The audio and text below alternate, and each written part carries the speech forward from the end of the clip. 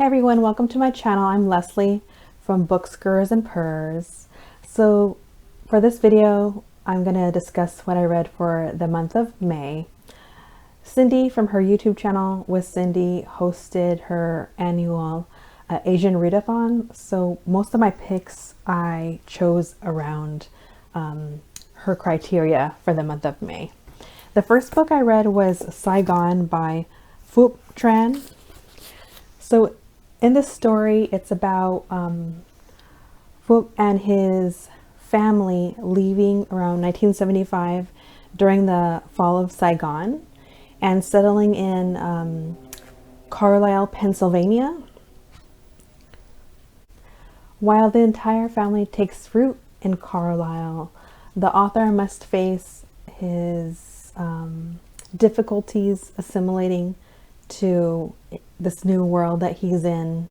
And it's really only through music and his love of literature that he really finds his home. Music and literature throughout the book are a constant balm to the racism the author faces. What I really love about this book is, even in the title, it says a misfit's memoir of great books, punk rock, and the fight to fit in. And I had picked up this book. I didn't know what to expect, but I absolutely loved it. From the first page, you really see how much the author has a love for literature. Even in the chapter structure itself really got me going. Oh, maybe I'm wrong. I think I'm correct. Every single chapter title is named after a literary classic. And so in the chapters itself, if you just like run through what the chapters are, for instance, Crime and Punishment, The Scarlet Letter, A Christmas Carol, Man and His Symbols, Madame Bovary, Pygmalion, The Metamorphosis, The Importance of Being Earnest, The Autobiography of Malcolm X, and the Iliad. You can kind of understand right off the bat the structure of the character arc itself. The author uses every chapter to not quite parallel what he's going through to the book title, like, or what those books are about, but he uses those books as a way to make a connection to what he's going through and his own development, his own character development. The story is told entirely through the author's perspective. Themes throughout the book are racism, the model minority concept, found family, literature, misogyny within home dynamics, domestic violence, but not just seen through some general lens. He's really discussing it through what's acceptable in America versus what's acceptable within his own Vietnamese household.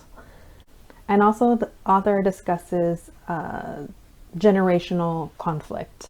The story is told through a linear perspective, starting out from childhood to adulthood.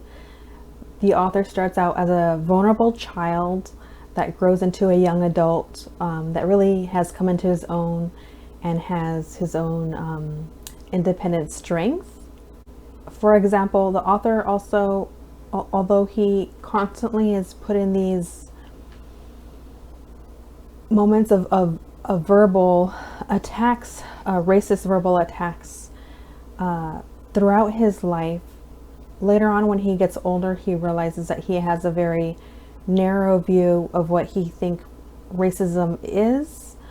And as he learns through literature, nonfiction literature, he realizes that it's so much more bigger than his, as he says, his narrow point of view. It's actually so much messier, so much grayer, because of the systems that are in place to reinforce racist systems, they really reinforce racism throughout America. I really enjoy the literary references the author makes. For instance, the author chooses the Scarlet Letter.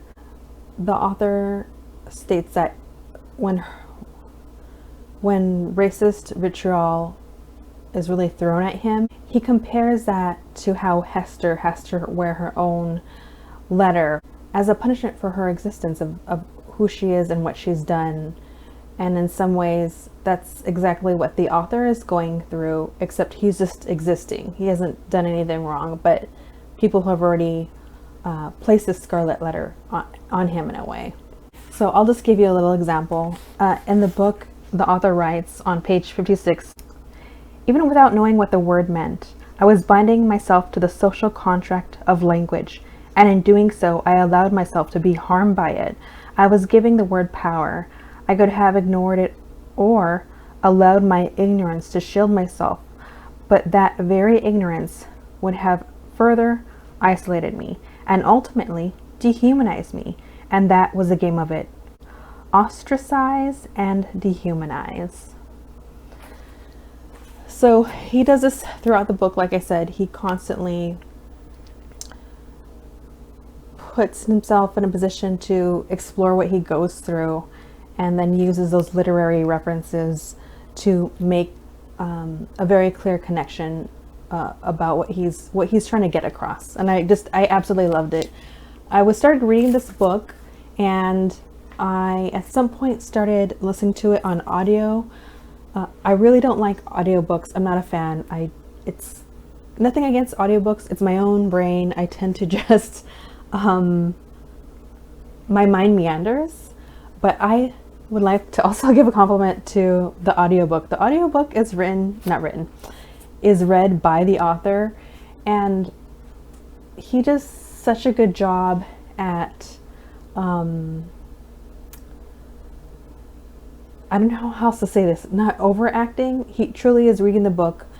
There's a slight change in the inflection of his voice when he's reading different characters, but overall you're just hearing his own voice. I really love that, because that's my biggest pet peeve when listening to audiobooks, is that I've heard a couple where, whether it's male or female or whoever is reading it, they'll change their voice so much just to define another character, and it almost feels like overacting. It takes me out of the book. I don't like it. And so, but yeah, so I'm just not a fan of audiobooks overall, but the author did an incredible job. I love listening to it. There's also this app called Hoopla. I think a lot of people use Libby, but I love Hoopla. I felt like it's been a lot easier for me to find way more books on that app than the Libby app, but I kind of toggle between both. So another great example of the author using symbolism to express his experience is on page, let me see, I marked it. Right off the bat on page 11, his father is writing a check, and the author says, "As he signed checks, he carefully wrote his name the American way. In Vietnam, names were written and given as last, middle, first. But in America, we had to relearn our names backwards, first, middle, last, to fit in. Do things backwards to fit in. A fitting metaphor." So he's really good at creating imagery of everyday life that really is something the family bumps up against, because it's a cultural difference. It's something that they're having to just relearn just to assimilate. And I loved his writing throughout. He writes with a very pointed tone, but I felt like that was what was needed.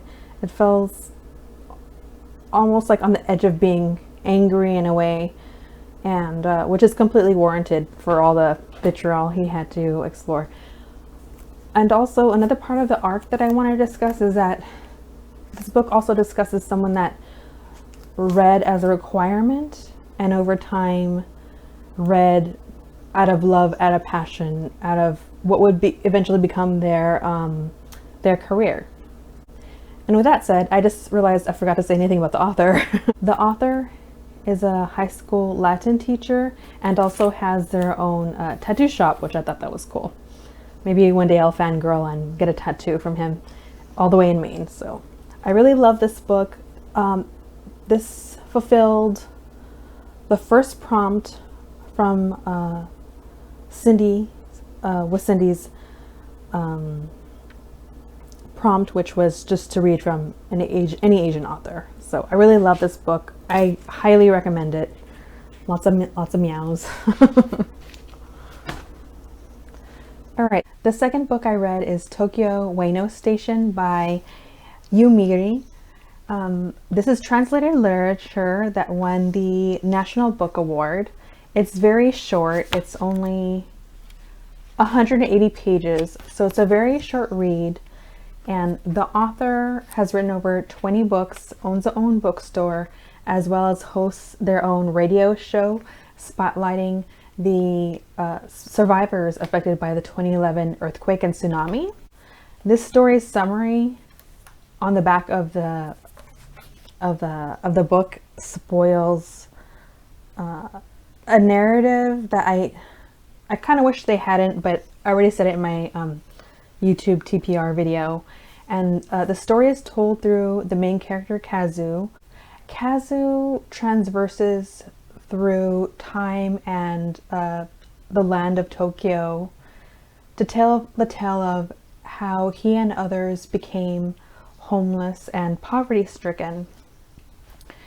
This story is told in really simple prose, which I think is warranted for the way that the story is navigated. The way that the author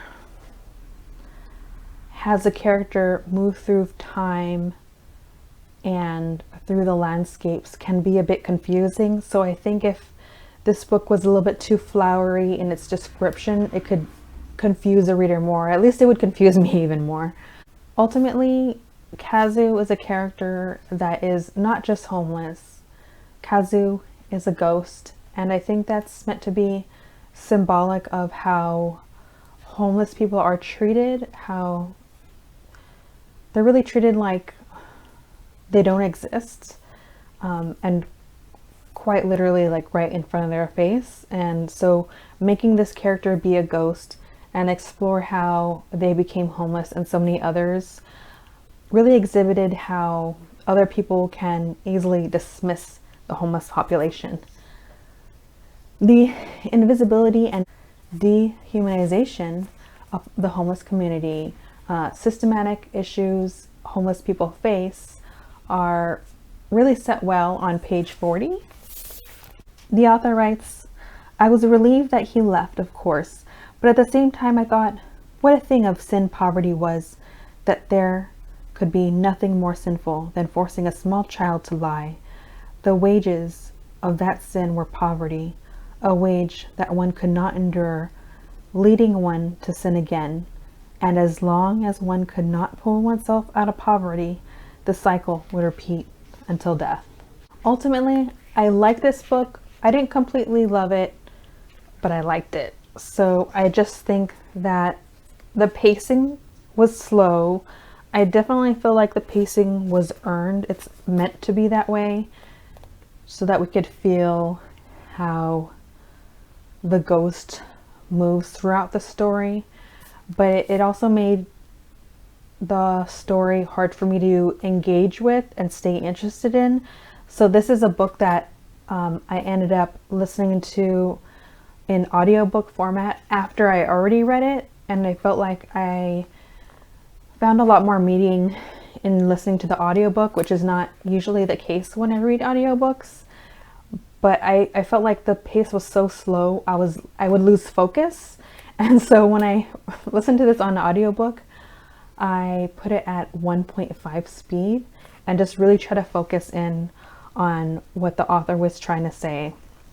So ultimately, I like this book.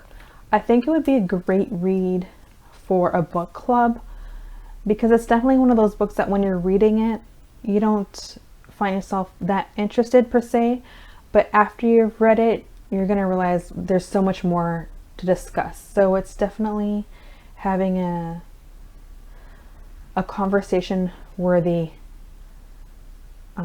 narrative in the book. For instance, Tokyo Ueno Station is just not a station. It's a place for homeless to seek refuge. It's also a burial ground for so many that have been forgotten. And in a way, Ueno Station is its own character.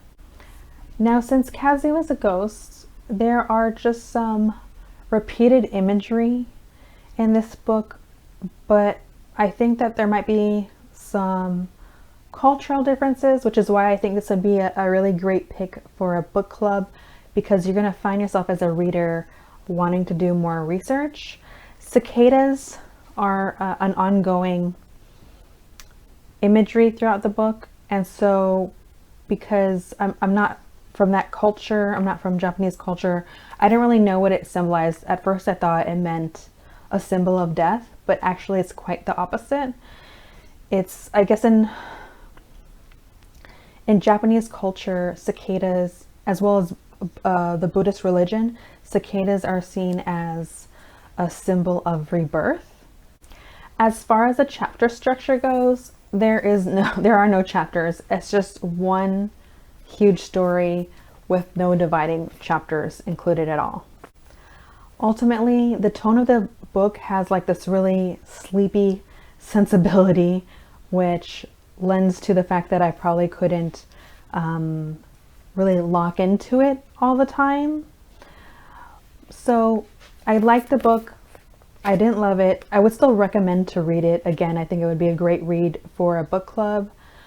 My question to any of you out there is, if anyone is Japanese descent, have you read this book? And also, if you read Japanese, do you think that this translation honored the original work? Because I did see a talk with the author as well as the translator, and I just had no clue how much doesn't translate well and has to be reworded to fit into, like, for instance, since this is American English, needs to fit into the American English lexicon. If that's, I felt like, and in doing so, I just wonder what part of one's own culture from the original work gets lost in the mix, and I wouldn't know. So that's my question to you. The third book I read for the Asian Readathon, which fulfills the prompt of reading a story about an older woman, is Koreatown Dreaming by Emanual Hahn. I absolutely love this story. This is actually a book of profiles, and it's specifically taking place in Koreatown, Los Angeles. It's nonfiction. It's photography, and then on a section of the pages will include a profile about the people the photographer author is profiling in the story in his book. The author is a photographer and a director, focusing his work on the topic of identity and what it means to belong. Koreatown, Los Angeles has the largest community in the United States of Korean population. As COVID-19 devastated this community financially and people lost their lives, the author decided that it was important to document the people and their community to preserve their history and existence. So in the book, it's sectioned off by different kinds of businesses. One is retail, the other is service, and the other is restaurants. And so some examples I could give you is on page 27, hopefully you can see. This happens to be one of my favorites. There's so many in this book that I absolutely love. The owner of the store is a hanbok maker, and they went against their parents' wishes, took off to America, and started their own business, rather doing what is traditionally expected to her, which is to marry and stay at home. And while she started out her business, she would have her daughter come along with her as she pursued her own business dreams. Laura is a woman that really has not given up on her dreams, as she already has her business established. Now in her 40s, she went back to FITM to keep up with what the current fashions are to continue her business. And I thought that was badass. I really like that about her. So on the service chapters on page 72, gosh, let me see if I can find it. There's this, I also really like this one.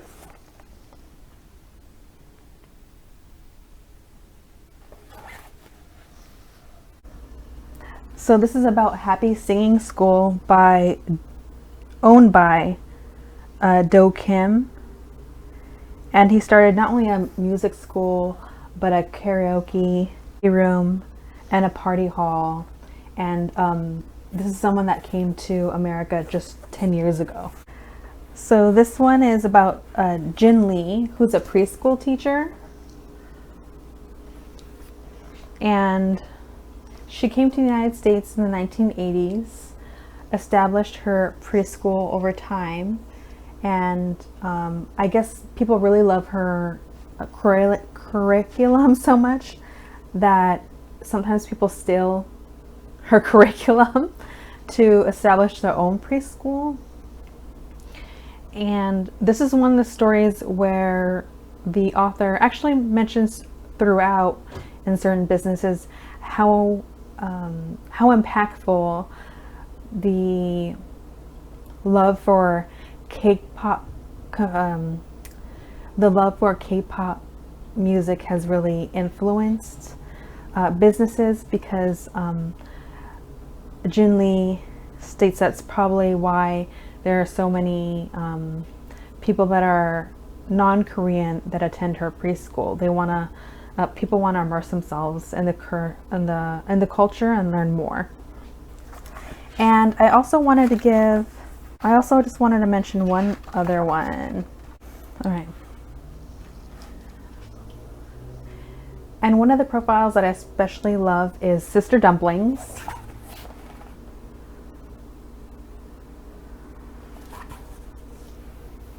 Sister's Dumplings is an establishment that I frequent. I love their food. They're nearby. It's a place that my daughter and I go to quite frequently. If you haven't been there and you're in Koreatown, Los Angeles, please stop by. Their food is amazing, and also they sell frozen dumplings. So sometimes out of pure laziness, I love to buy a giant pack of frozen dumplings to go along with my dinner throughout the week. So I absolutely love this book. It was such a joy to read everyone's stories that although include struggle, spotlight optimism and the strength of the Koreatown population. So I really recommend this. So I've added this book into Storygraph as it wasn't listed before. And if you're interested, 10% of all net profits will be donated to Koreatown nonprofits. So I thought that was pretty cool. So the next book I read, a part of the Asian Readathon, is How Much of These Hills is Gold by Zhang. The author is American, born in Beijing, and now continues to live in the United States. This story is a fiction Western with a dash of surrealism in it. The surrealism doesn't really overtake the story. And in fact, I think that the surrealism is so minimal, you almost question how you're supposed to view these symbols in a way. At least that's how I felt. So in the story, the children of Chinese immigrants Lucy and Sam must continue to survive in a world where their father has just passed away and their mom has passed away years ago. The story is told at a medium pace that's more focused on character than it is on plot, which I think is really fitting for a Western tale. Most Western films, I find, are about slow-baked moments with emotion bubbling to the surface of the characters. The focal point of the story is mostly Lucy, and I think it's one of the chapters, if I remember, where Pa even has a moment to shine, and so you really get to crack open the story of the generation before that you really don't get from Lucy's point of view. There are so many themes that are explored in this book.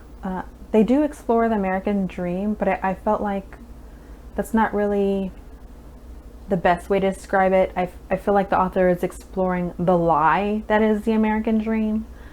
Racism, misogyny, transphobia, queerness, the gold rush, and ultimately, where is home? What do you identify as being home? So I want to give you an example of what the author explores through different characters in terms of where is home. So for instance, on page 39, this is Pa's point of view. Pa says, "The next place might be better," Boss said each time they packed up for a new mine. Better never came. And on page 151,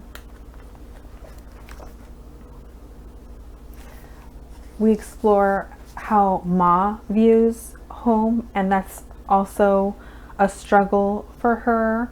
I find Ma's whenever Ma comes into the mix of a story, I just find the way that she says things, explores things, is written really beautifully.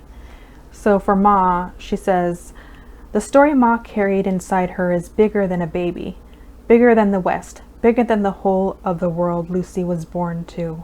Inside Ma is a place of wide cobbled streets and low red walls, mists and rocky gardens, a place that grows bitter melons and peppers so hot they'd set fire to this dry grass. Home is the place."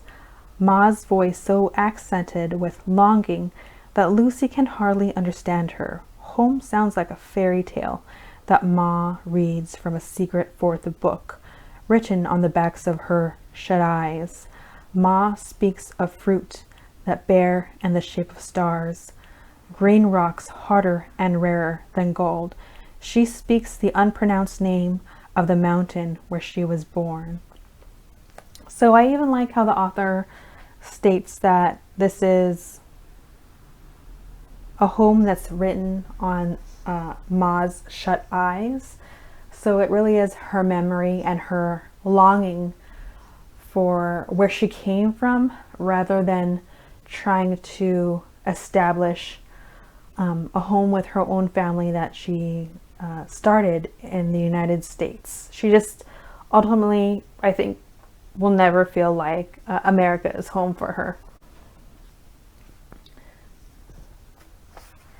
And for Sam, on page, I want to say it's 282, which I didn't mark. So for the character Sam, they say, "I've been searching to settle all these years across the territories, and no place has ever been right. Took me a long time to figure why. I'm ready for a piece of land of our own. Not a place where we'll have to look over our shoulders.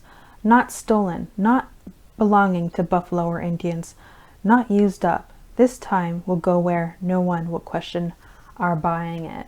So with the character Sam, the author is saying so much in that little, in that short conversation of how Sam views home.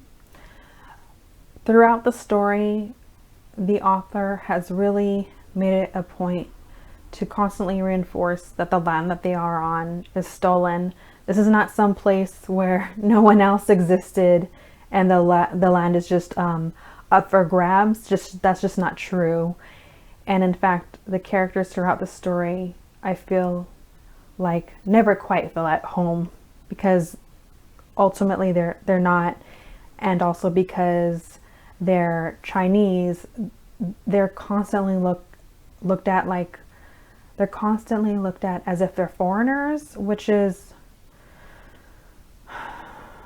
really impactful because unfortunately those racist ideologies still exist today, and that community has always been here from the beginnings of colonization here in America, and yet that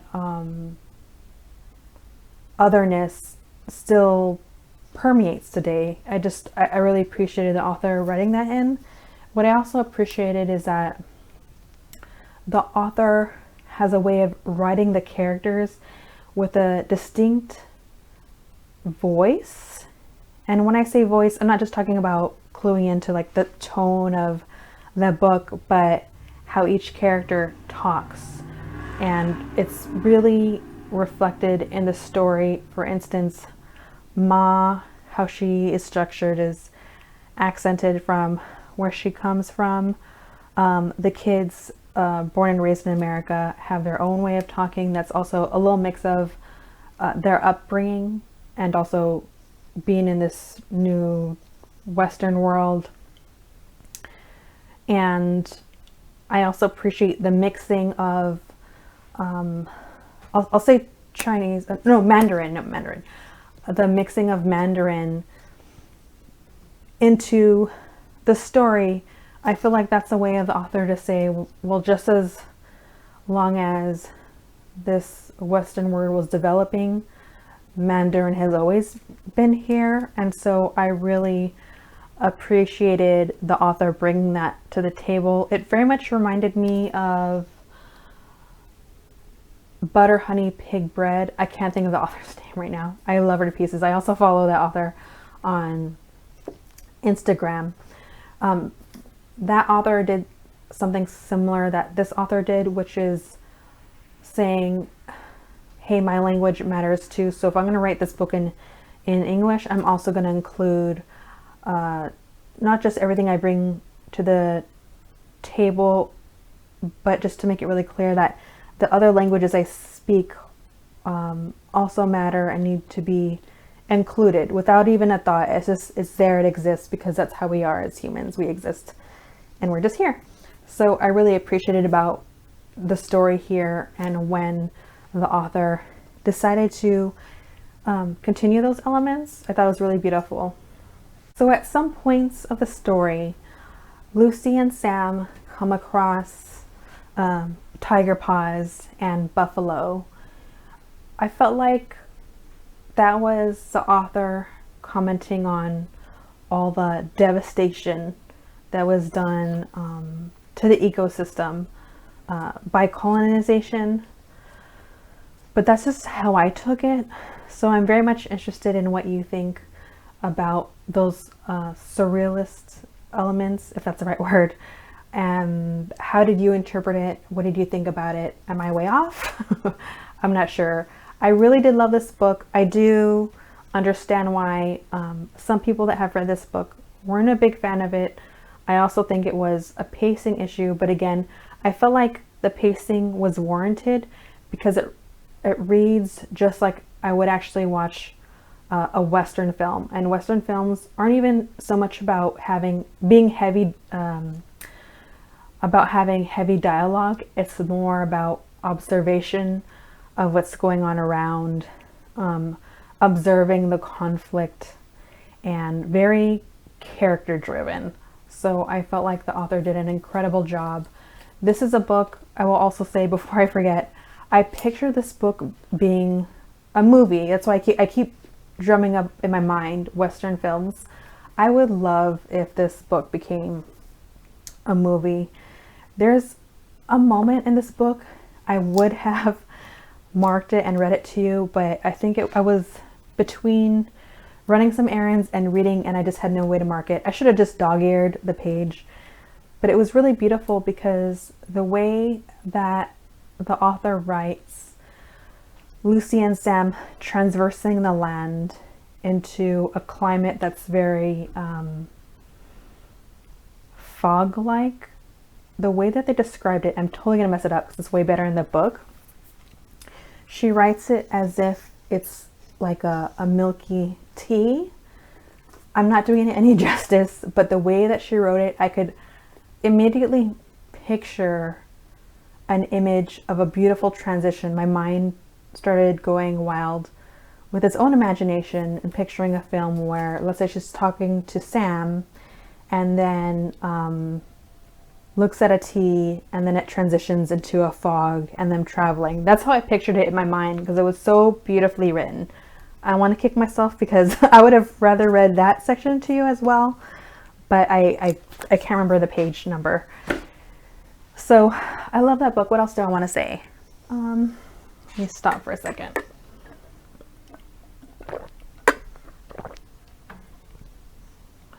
The character of Sam is written from the very beginning, and I could be wrong, but the author didn't use she or him at the beginning. So when I was reading the book, I just automatically assumed Sam was a boy. And then later on in the book, I felt like the author made it apparent that Sam was born female by referring to Sam as a sister, which then threw me because I was like, oh, okay. I didn't realize, I just automatically gendered Sam as a boy, only to realize later on in the story that Sam is transgender, or I felt like it wasn't explicitly said whether they're transgender or non-binary, but they definitely grow into their own and want to be perceived by others as male. That's the way I took it. So, but again, in the story, it's not like the author explicitly says whether Sam's male or female. So I'll leave it at that. But I really thought that I appreciated the way in which the author chose very specifically to do that, to kind of make us as the reader pay attention to her, pay attention to the character of Sam and see what they're going through in a way, even though we're seeing the story through the lens of Lucy. I mean, it's really beautiful. So there's a lot of conversations, a lot of themes that are going on in this book, but at no point do I feel like the story gets kind of bogged down by a toggling of all these different themes. It all goes, it all is in there, and I feel like that's very true to life, you know. So anyways, getting to the point, I love that book. I highly recommend it. But also I'd like to say, if you're the type of person that's not really into Western films, you might not like this because of the pacing. The next book I read is Severance by Ling Ma. I ended up DNFing this. I couldn't get into it. I'm going to read this book at another time. This story is supposed to be like a satirical narrative talking about office life intermeshed with an apocalypse type event, which is very similar to what happened to everyone around the world during the pandemic.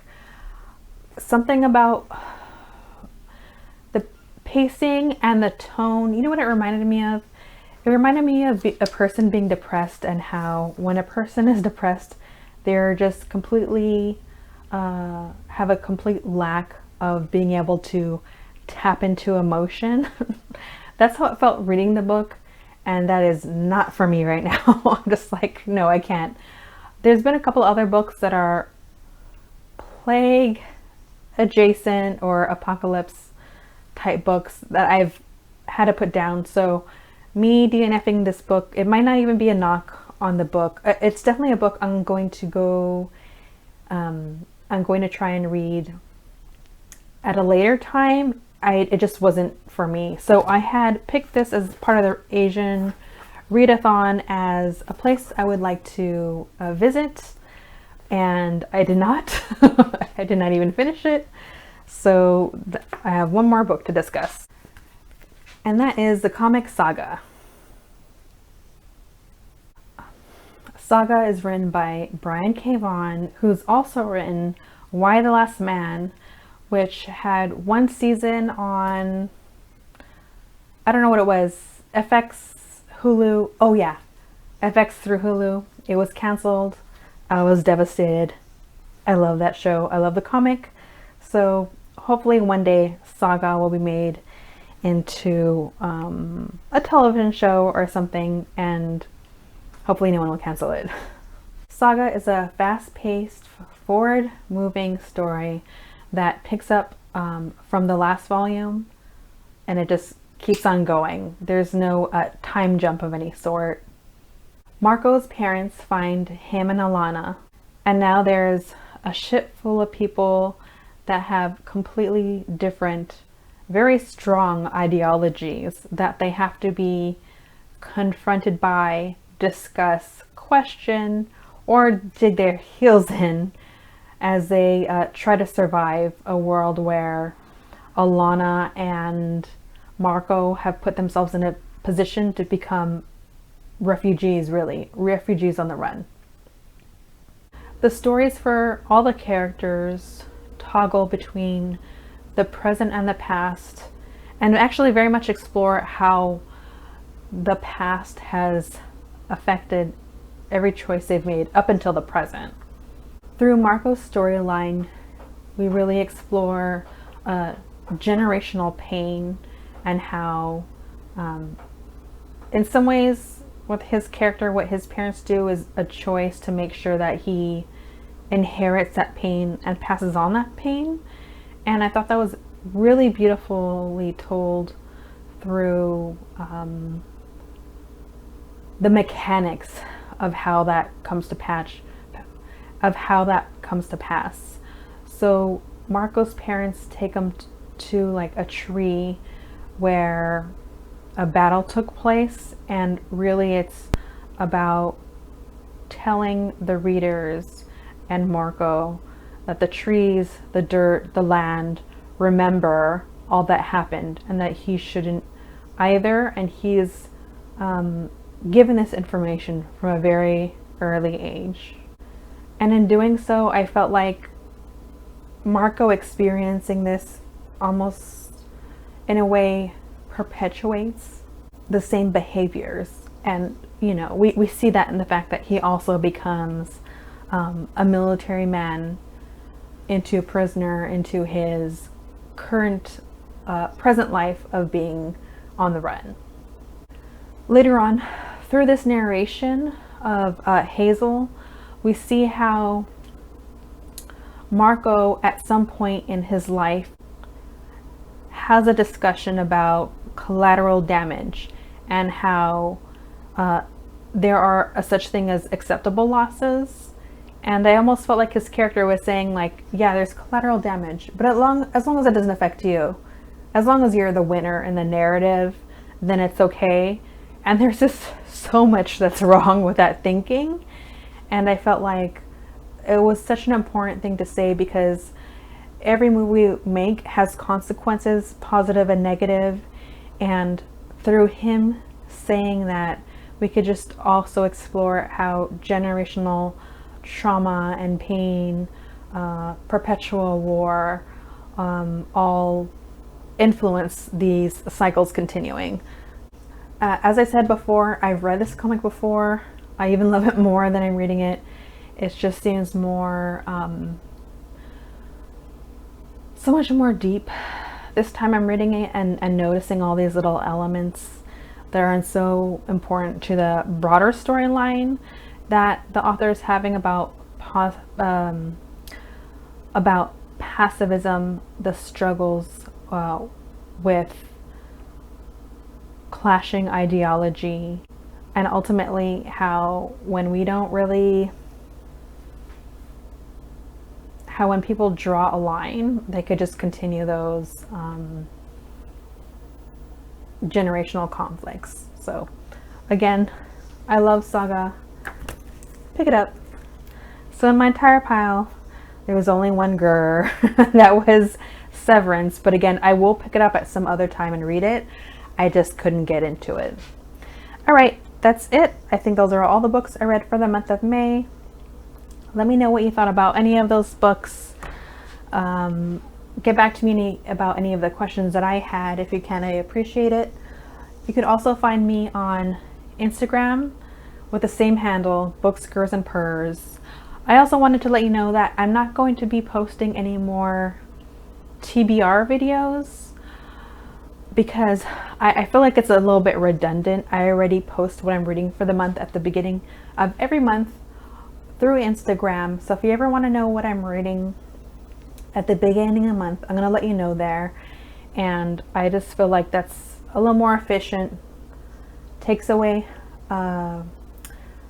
redundancy, and also I want to make room for a different kind of bookish video. I'm still going to be reviewing books every month. That's really what I want to do. I want to get better about talking about books and about what I love about them and stepping into creating better critiques.